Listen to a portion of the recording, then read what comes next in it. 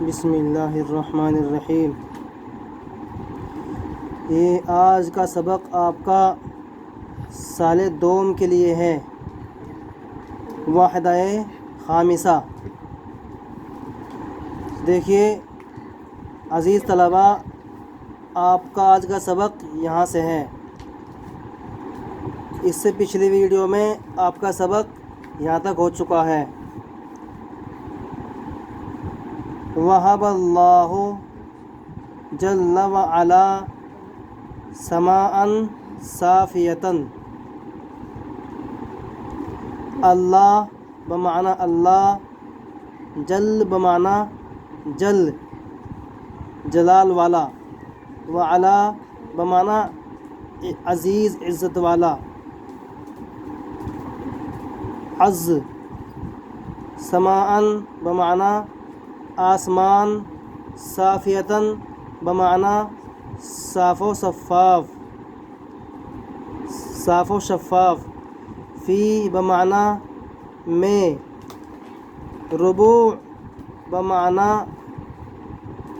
حصہ خطہ، حد کے معنی میں بھی استعمال ہوتا ہے۔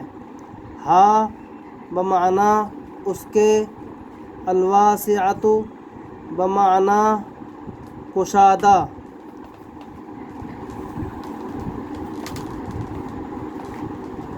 الشاسعۃ بمعنی کشادہ، المترامیۃ الاطراف بمعنی وسیع و عریض، اطراف بمعنی جانب، یہ بھی حدود کے معنی میں ہوتا ہے۔ اطراف اور ربوع دونوں کو مل کر کے حدود کا ترجمہ کیا جاتا ہے۔ اب ترجمہ دیکھیے، وہبہ بمعنی دینا، عطا کرنا ہوتا ہے۔ اب دیکھیے، جب ترجمہ کریں گے سب سے پہلے فاعل کا ترجمہ کریں گے، اس کے بعد مفعول کا ترجمہ کریں گے، اور سب سے آخر میں فاعل کا ترجمہ کریں گے۔ فاعل کام کرنے والا، اور مفعول جس کے اوپر کام صادق ہو، ثابت ہو، اور فعل وہ کام ہے یعنی کریا۔ ترجمہ دیکھیے، اللہ عز و جل نے اس کے وسیع و عریض اور کشادہ حدود میں صاف و شفاف آسمان دیا ہے۔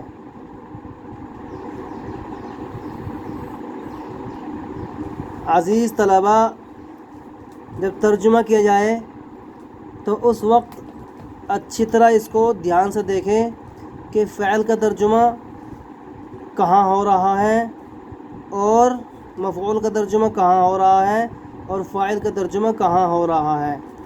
کیونکہ کوئی بھی کام ہو، کسی بھی طرح کا کام ہو، وہ سب فعل ہوتے ہیں یعنی ورب ہوتا ہے۔ جیسے کھانا، کرنا، آنا، جانا، سونا، یہ سب جو ہیں یہ سب فعل ہوتے ہیں۔ اب ان کو کوئی نہ کوئی کرنے والا بھی ہوتا ہے۔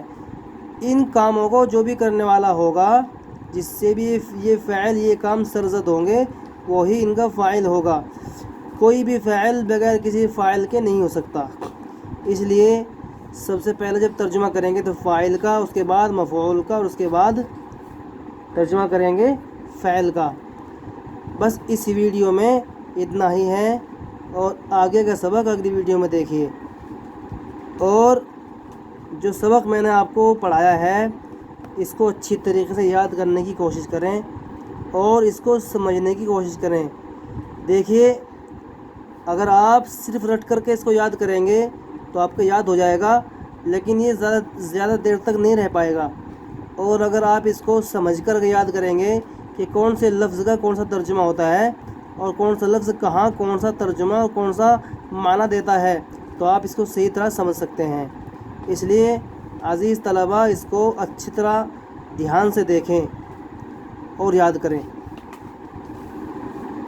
اگلی ویڈیو میں اگلا سبق۔